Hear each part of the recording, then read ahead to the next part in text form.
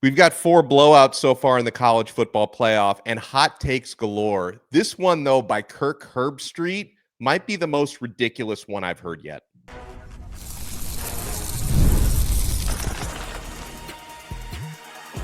You are Locked On ACC, your daily podcast on the Atlantic Coast Conference. Part of the Locked On Podcast Network, your team every day. It's a weird one when we have to admit that Florida State fans were right about Kirk Herbstreit all along. Happy holidays, and thank you so much for making Locked On ACC your first listen and your first watch today. We're available free wherever you get your podcasts. We're free on YouTube. We're part of the Locked On Podcast Network, your team every day. Today's episode is brought to you by FanDuel. The playoffs are almost here. It's not too late to get in on the regular season action with FanDuel because right now, new customers can finish strong with $250 in bonus bets if your first $500 bet wins. Visit FanDuel.com to get started. I am Alex Donno from Locked On Canes. He is Kenton Gibbs from Locked On Wolfpack. So, Kenton, everyone is talking about how the college football playoff is broken because, the first round games were not competitive.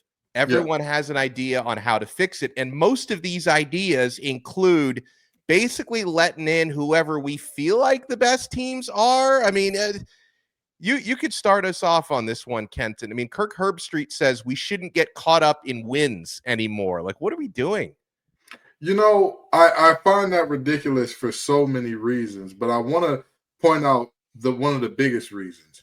The margin of victory being used as, this is a clear sign that this is foolishness. This is a clear sign these teams don't belong. There were multiple games that were about 2.5 touchdown or bigger games, right, Donno? Just out of curiosity, the NFL, everybody plays everybody. They're on about the same level, correct? Of course, and there are no blowout games in the playoffs. It never happens. Right? Interesting, because the average of their first round, which is the wild card, 17.3 points per game. Ooh.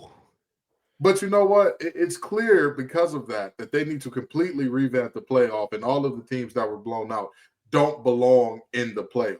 Only the teams that were competitive belong in the playoff. And even beyond that, I find it interesting the narratives that are tossed, not only because they are tossed, but the way in which they're tossed, right? We didn't get any consistency. You talk about Kirk Herbstreit saying we shouldn't be so, dead set on wins. Here's my thing that's blowing me about that. Why are you using Indiana as the team when they play in one of the big boy conferences and they played last year's national champ and runner-up? Why are they the team that's the face of that? I can tell you why, at least my conspiracy theory as to why. Go for it. ESPN has a mega television deal with the SEC, yeah, while the Big Ten doesn't. They've got a mega TV deal with Fox. So that's a convenient example because ESPN has those very lucrative SEC TV rights. They don't have them for the Big Ten. So why not throw the Big Ten example as a sacrificial lamb? Well, and this is what I mean when I say it's not just that the narrative is being thrown. It's the lack of consistency with which it's being thrown. Colin Cowherd, another one, said the new rule for the playoff, Indiana should never be allowed back. And less than 24 hours later said, I think the takeaway is that it's hard to win on the road when Tennessee was being blown out. Yeah, exactly. No, wait a damn minute. No, what? But this is what I mean. There's no consistency in this. And by the way, for as much crap as I've given Florida State fans this year because of how they performed after everything, go back and look at the record. I was always on Florida State's side in terms of it's not fair and it's not right to keep an undefeated team out, regardless of how you feel about that team. I felt the same way, believe it or not. I know people see the U on my hat and they assume I was laughing at Florida State, but I thought they deserved to be in last year. Not this year. And of course not. But again, they sacrificed their season. They said we're going to boycott the playoff in the most meaningful way possible, not win any damn games. But in all seriousness, I look at this situation and I say to myself, I don't see how Indiana is outclassed, overmatched, didn't belong. And yet the team that spent millions of dollars, spending $8 million on their quarterback alone, and And for what? So because they spent that money on him, they're supposed to be there. Oh, no. It was because they had won games that got them there that they were supposed to be there. Okay, fine. But again, why do we not apply the logic based on, hey, this point spread happened, therefore this team didn't belong? I'm of the thought that one game does not a season determine. That's just my thought. USC did not have a great season. They beat LSU. They looked damn good in that game. Oh, yeah. They looked damn good. Georgia State didn't have a great season. They beat an SEC team in Vandy. Vandy didn't have a great season. They beat Bama. It's not about one game. The Wolfpack beat the brakes off of UNC, sent Mac Brown into retirement. It's exciting. They did not have a great season. That's just so I look at this and I say, to take a one-game sample and say, oh, look, SMU can't go back. Oh, Clemson doesn't belong. Oh, the ACC doesn't deserve 2 bids anymore. Based on what evidence?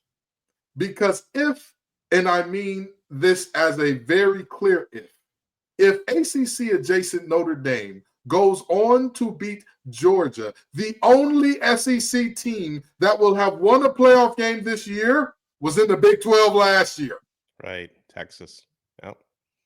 Well, in this, go ahead if you want to finish your thought. I'm done there. I'm done. Yeah. So, I mean, I felt I was dumbfounded even watching this Kirk Herbstreit interview. He's done a few of them. He was on the Pat McAfee show saying similar things. But this Sports Center spot that he did with Linda Cohen, where he said the committee shouldn't get caught up in wins anymore, that it shouldn't be about your record. He's saying he strongly felt that 11-1 Indiana clearly didn't belong in the playoffs now that he's playing the result. It shouldn't be about your record. It should be about who you beat should matter, according to Herbstreit. So there's a lot of problems with that. Let me unpack the first part of that, Kenton. It's like the criteria that we use to judge who you beat. Doesn't the record of the teams you beat have a lot to do with that? So doesn't the record matter there? So you're telling me the record for your favorite teams, because basically Kirk Herbstreit refuses to admit he wants to see the biggest brands in, but he can't outright say that because that would undermine competitiveness, right? So he's just skirting around the issue, right? So if you're saying, oh, who you beat should matter, then the record of the teams you beat probably matter, but your own record shouldn't matter, which is crazy. And then another part of it, what Herbstreit said that I thought was very hypocritical, was that we need the committee to decide who the best teams are. He admitted that's a subjective process. So you figure out whatever method, but decide who the best teams are. So hold on, Kirk, wouldn't a pretty good way to decide who the best teams are based on how good their record is, that an 11-1 team deserves to be in over 9-3 teams? Isn't that a pretty good way, an objective way to figure out who the best teams are? So, all this to say, Kenton, it's very clear the ESPN agenda right now is they want in future college football playoffs, they want 6 SEC teams to get in, and they're going to do and say whatever they have to do to justify that process. And if they talk about it enough, by the time the committee does it next year, we're going to be so numb to the idea that they're just going to speak it into existence. That's what they're trying to do right now. I completely and totally abhor the way that the discourse has gone on this in terms of the national media, and they're undermining their credibility in such a meaningful way, because how embarrassing is it to say the words out loud, don't get caught up in wins. And again, we're not talking it. One of the points that I saw that a lot of SEC big brains keep rattling off, well, college basketball doesn't just go by wins. Name me a single college basketball team in NCAA history that played in a power conference and won 90% of their games and was not under any type of penalty or postseason ban that didn't get their asses in the tournament. Yeah. Come on, talk to me. Since you know everything, since you know something about, it's all about, the NCAA finds a way to not just make wins, how many wins you have be the only thing that matters. Yeah, sure. If you're playing the Northeastern Directional School for the Differently Able 12 times a year in conference, absolutely. But guess what? Here in the real world, if you play in a power conference conference. Even if you end up with one of the easier schedules in that power conference, you get what you get. You get what you get. And I'll tell you this much. We are literally, quite literally, 3 plays away from having the SEC be 0-2 in this thing. We are a couple of moments being different from Clemson. The blindside block being called back and Phil Maffa being potentially healthy and able to punch it in from the 1. We are those 2 plays away from looking up and saying, now wait a damn minute. Did the SEC runner-up and the 3rd best team in the SEC both lose? One of them got boat race, one lost at home? 3 plays away from that being a reality. And yet here we are saying, it's not about just wins. It's about who you beat. Well, if that is the case, I simply want to ask this. While we head down that slippery slope, because I hate when people say, oh, that's a slippery slope. But when you look at this one, this really is a slope that is completely made of about a foot-wide block of ice. Because how under God's green earth, if a team in one of the big boy conferences with 1 loss to a team that is in the top 10 is not good enough, who the hell is? Right. They want to decide before the season even starts. Like they're going to have Alabama especially just automatically penciled in for next year. Because, Bama's never going to be bad. Like I don't see like they're not going to probably lose more than 3 games, right? That's close to their. Well, okay, maybe we could talk about that. But if Bama loses 3, they're going to be automatically in from now on if they only lose 3. Well, I don't know why, because the team they lost to 2 teams that wouldn't be bowl eligible had they not beat them. Yeah. And the 3rd team that they lost to just got their asses ran up out of the horseshoe. They got stumped out so bad. One of the worst margins. I believe they had the 2nd worst margin of defeat in the playoffs so far. 42-17. Was that the worst? Hold on. So we had 38-24 was the Texas win. Yeah. 38-10. So it was 2nd worst to Penn State and SMU. Yeah. So and mind you, 2nd worst margin of victory, and yet everybody's screaming about Penn State and Indiana being undeserved.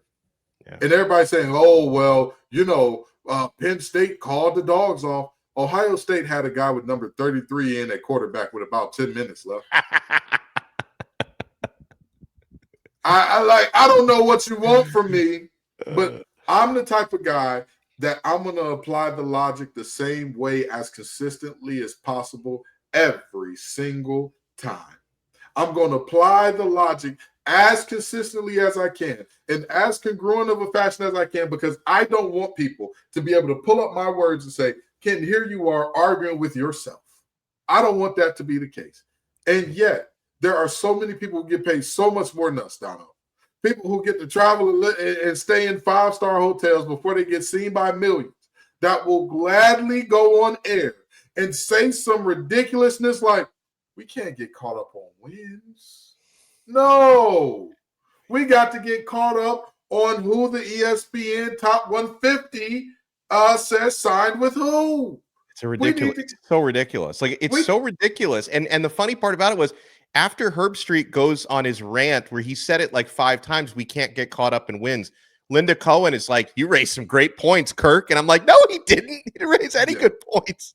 Yeah, but how much time do you really have to even refute the foolishness of we can't get caught up in wins?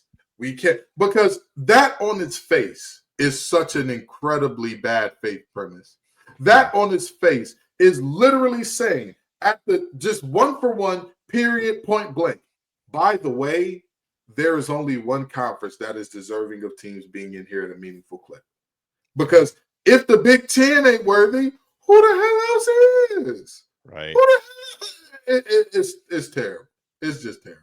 We've got a lot more to talk about on this episode of Locked On ACC, including I'm not going to sit here and tell you that the playoff format is perfect. Now, I disagree with the idea that we can't get caught up in wins, but is there anything we would do to tweak the format moving forward? And yeah, we have a couple of tough ACC losses to talk about.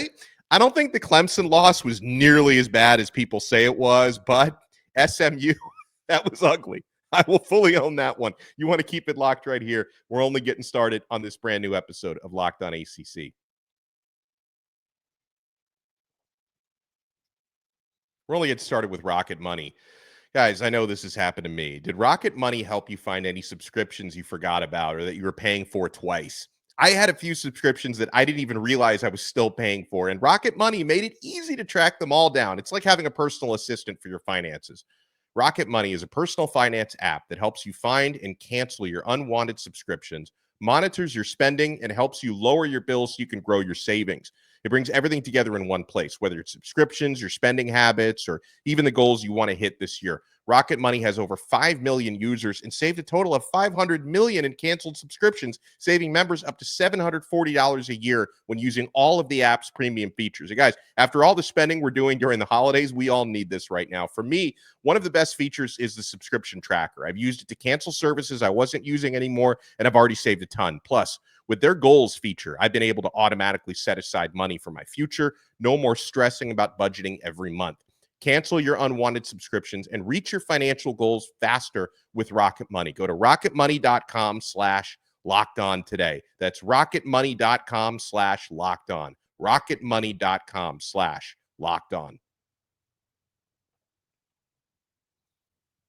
Thank you so much for making Locked On ACC your first listen and your first watch today. Make sure you also check out Locked On College Football and make that your next listen. Spencer McLaughlin does an awesome job, and I know he's been very, very busy talking about everything going on in the college football playoff. And I am Alex Donno, and he's Kenton Gibbs here on Locked On ACC. So, Kenton, is there anything? This is the first year of the 12-team format, and I will say one thing. There's been a lot of hot takes when we've only seen the opening round games. Like, you've got 4 teams that haven't even played yet in the CFP because they enjoyed bye weeks. But hot takes have been going wild after the first 4 games. Is there anything you feel like they should change or they should tweak?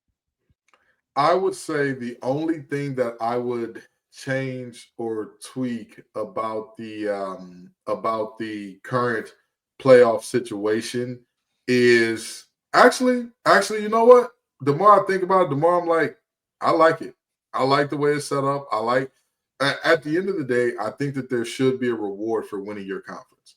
I think there absolutely should be a reward for that. And I think that reward should be either playing a home game or playing in a bowl that is very near your school. I'm sorry. I think that there is value in, having shown the ability to win a conference, regardless of what conference it is. And so I think that that's pretty much the only thing that I would say, like conference champions, if you are a conference champion who's on the outside looking in, I think you should be in a situation to get a home game as opposed to a conference runner-up elsewhere. But everything else, I'm not really going to say I'm against. Yeah, because one of the suggestions that I've kind of considered that I've seen going around, but I have my doubts about this, and it goes with a lot of what you're saying there, Kenton, is the idea that you shouldn't guarantee top 4 seeds to conference champions. But then the more I think about that, I feel like they got that right because, like you said, there should be a reward for actually winning your conference. Because if you stop guaranteeing, and that's only for the top 4, because obviously Clemson, they won the conference, but they were the 5th rated conference champion. So they didn't get the first round bye. Only the top 4 do. But if you take that one away, then you're going to see some teams that realize we've got a lot more to lose than to gain by playing in the conference championship. So maybe we're going to sit our starters for this game, or who knows? Maybe it'll be possible to opt out of conference championship games in the future. So I agree with you. There should be a reward for being a conference champion. You know, one thing I have considered is because they do this in other sports. Like this is, I'm a big soccer nut, and they do this for, UEFA Champions League. I'm open to reseeding after the first round, that the bracket isn't necessarily locked in, because then you're not excluding any teams. Like the teams that are in, but maybe based on how the performances look in the first round, you can kind of reseed and say, okay, now this team is the number 1 seed and this is the 5, the 6, just to, because, obviously I know Oregon hasn't played a game yet, and they'll probably win this thing, but they've got a tougher road than some of the teams that didn't win their conferences. So maybe reseeding after the first round is not such a terrible idea. Now, I'm surprised. I haven't heard a lot of people bring this idea up, and I'm not saying I want this, but I wonder if this is something that they'll consider. Because again, we've had four home games, and the home teams all won by double digits.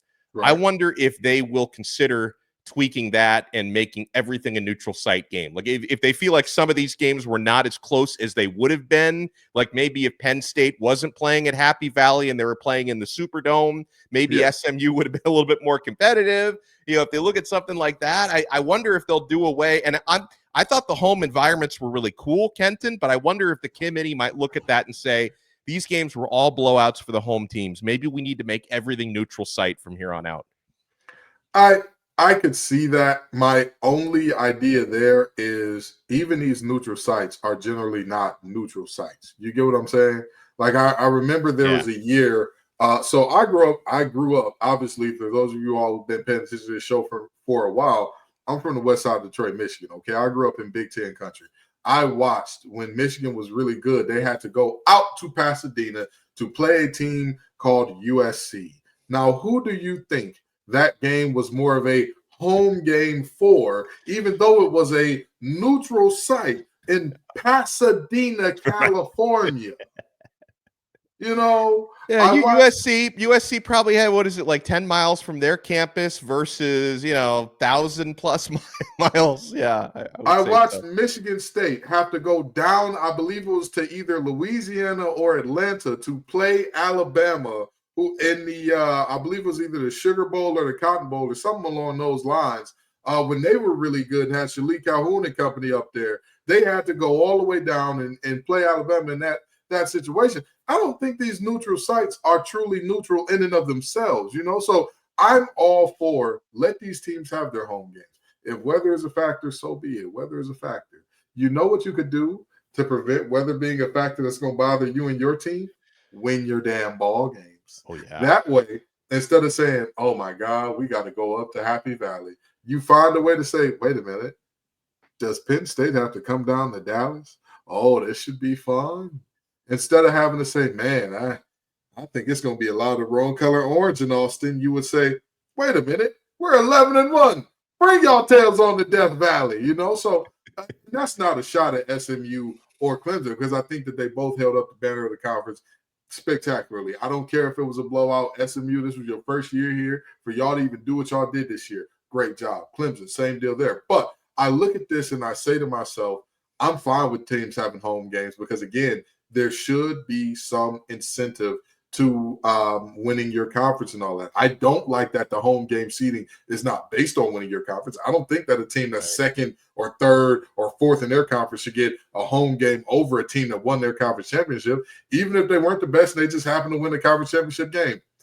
Tough Titty said to Kitty when the milk went dry. You won when you had to win, and I think that should be worse off.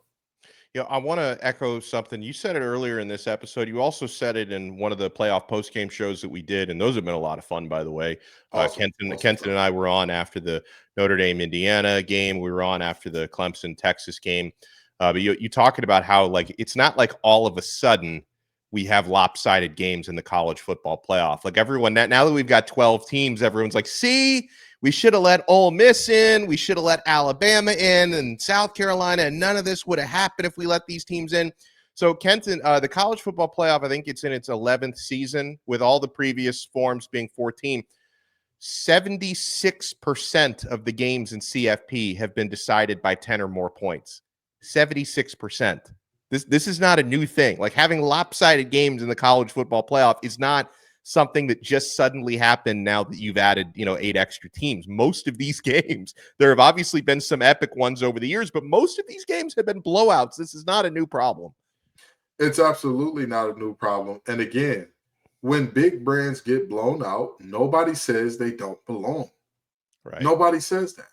Nobody said it. When Clemson got blew out by LSU, nobody said, oh, Clemson can't ever come back. They don't ever have them back. They said, man, Joe Burrow and company had a great year. You can't stop Chase and Jettas and all those guys. You get what you get. And you accepted that and you moved on. When Bama got blew out by Clemson, nobody said, do not let those boys from Tuscaloosa come back ever. They don't ever deserve a spot in this playoff again. When Michigan State got blew out by Bama, it wasn't, oh my God, I don't care what type of season they have. Them guys from East Lansing can't ever come back.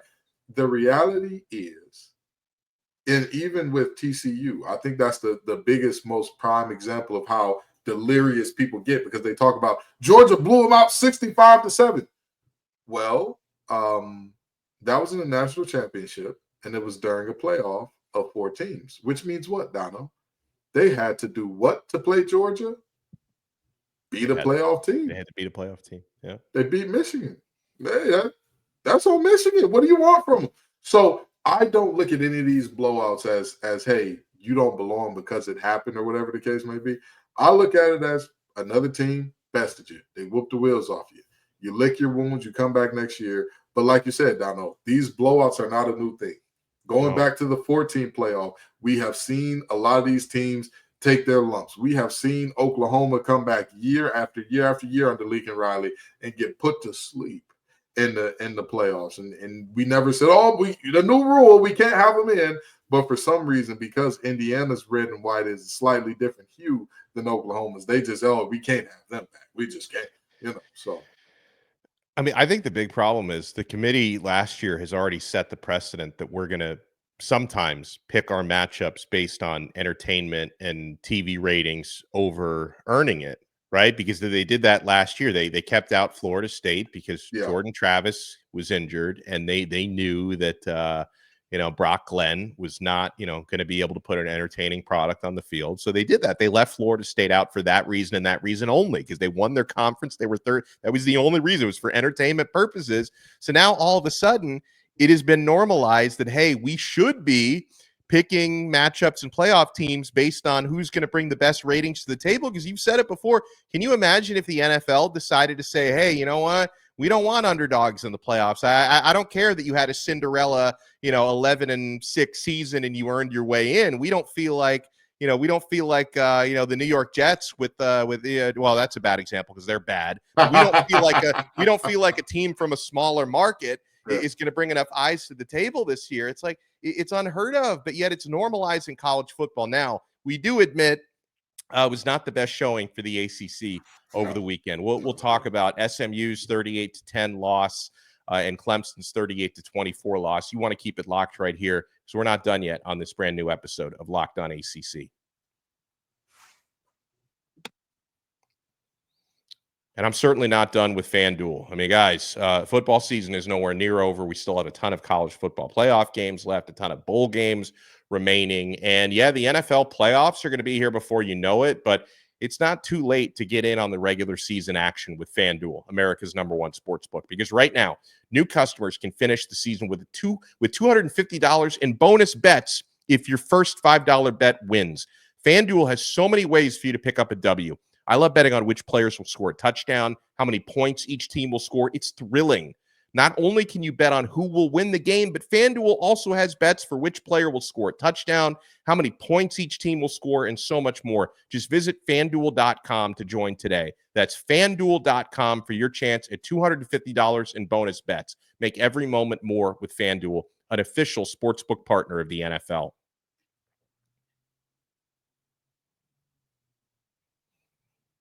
Thank you so much for making this this pre-holiday edition of Locked On ACC your first listen and your first watch today. Make sure you check out our other shows for your next listen.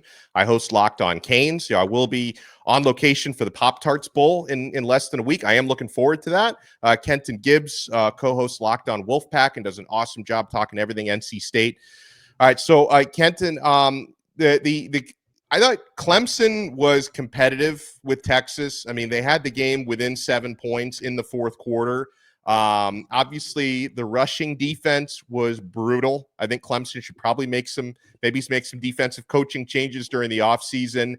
And it hurt them. I don't think it was the difference in winning or losing the game, but not having Phil Maffa for most of that game did hurt Clemson because they were outrushed 292-76, I believe, was the running gap. But Clemson was competitive. They had some life against Texas. So why don't we start with that one? Because again, I know it was a double-digit loss, but that wasn't quite the embarrassment for the ACC that the other game was.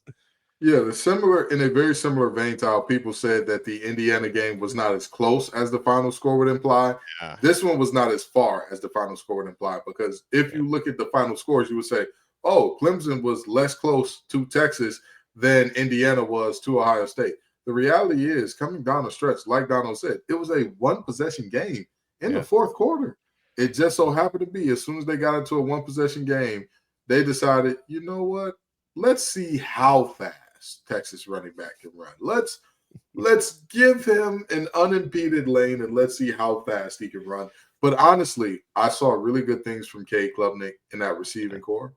And ACC, we're in trouble. We're in trouble. Every ACC fan listening to this that is not a Clemson Tiger fan, we are all in trouble. I am saying this right now, and you all will know this right now for the ACC Media Days next year. Unless something drastic were to happen, I very seriously doubt that anybody usurps them as the kings of the ACC next year, because they, obviously the gap fits, the tackling, the angles need improvement, but I don't see too many positions where they're supposed to get worse. They don't have a ton of guys transfer out every year. I look at their roster and I say, man, you got all these freshmen all over the place playing good ball. You got all these sophomores all over the place playing good ball. They're going to be bad. And they're bringing some transfers in now. Now, Dabo Sweeney has woken up and he started using the portal. So it might be over for everyone else, because the big thing that's been holding him back for the past few years, he's now starting to use the portal and bring in starting caliber players. So we could be in big trouble. Yeah, it's like how the U.S. military runs a lot of tests, and they're like, "Oh yeah, just keep that plane going at 50% capacity. Do not make it go all the way." And it's like, "Wait, what?" They're like, "Yeah, we just need to see how it can do when we're rolling at half capacity." And it's like, why would you? Because we know at full clip, it'll destroy everybody else. If this is Clemson going like full throttle, there's going to be a problem there.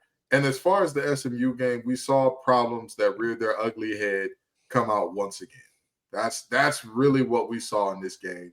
We saw some moments where Kevin Jennings just looked out of sync with his pass catchers early in the game, and 2 pick sixes basically put this thing away before it even got started. Yeah, I mean, it's tough to keep digging yourself into these holes and thinking you're going to claw back. That's not how it's going to work.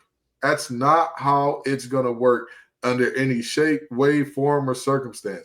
This was a domination by Penn State. Hats off to them. But you saw what you saw from SMU all year. You saw terrible penalties in inopportune times. You saw bad turnovers that they could not afford. And against a team like Penn State that just does it the right way. They're not the flashiest team. They're not the team that you look at and think, oh, they're going to get about 6-7 explosive plays a game. They showed up and played the game that Penn State is going to play. They're going to keep it clean. They're not going to give you the ball. They're not going to commit a bunch of dumb penalties. And they're going to say, hey, we are who we are. We do what we do. Stop us. Yeah, that was like you said, it was 14-0 on 2 pick sixes in the blink of an eye. I was at a sports bar and thinking, hey, maybe I'll hang out for a couple of extra hours. Maybe I'll leave and go home at halftime. After it was 14-0, I'm like, check, please. We're good. Yeah. We're good here. I don't need to see too much else. Your wings didn't even get dipped in the ranch good before you had to go. Yeah. You know what I mean? That was nasty business. It was nasty business. Well, we appreciate everyone making Locked On ACC your first listen and your first watch today. And happy holidays and Merry Christmas to everybody. I'm not sure about the next couple days. We'll see. I know if nothing else, we'll definitely be back by the 26th, which is like in Europe. That's also a holiday. It's Boxing Day over there, but we don't celebrate that. We'll be here. It'll be Locked On ACC Day on the 26th. So make sure you follow Kenton at TGIF_Kenton. Make sure you follow me at Alex Donno, and we'll talk to you guys next time on another episode of Locked On ACC. We are part of the awesome Locked On Podcast Network, your team every day.